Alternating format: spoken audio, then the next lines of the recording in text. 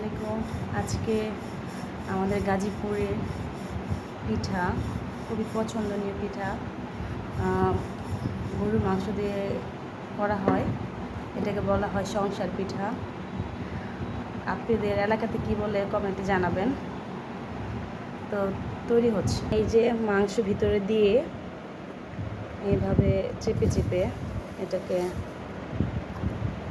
তৈরি করা হয়।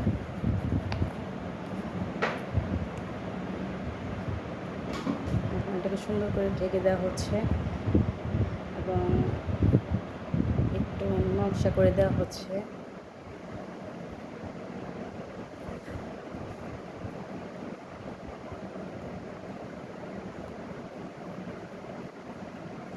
এই যে এটা হলো কাঁচা, এটাকে তেলে ছেড়ে দিলেই হয়ে যাবে পিঠা।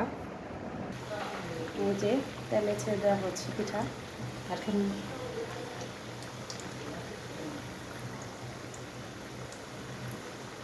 দেখেন কীভাবে তেলের মধ্যে হচ্ছে পিঠা। এই যে আমাদের পিঠা হয়ে গিয়েছে, এখন উঠানো পালা। কেউ দয়া করে কড়াই নিয়ে জাজ করবেন না। এই যে আমাদের পিঠা, মাশাআল্লাহ হয়েছে আমাদের পিঠা। তো আল্লাহ হাফেজ।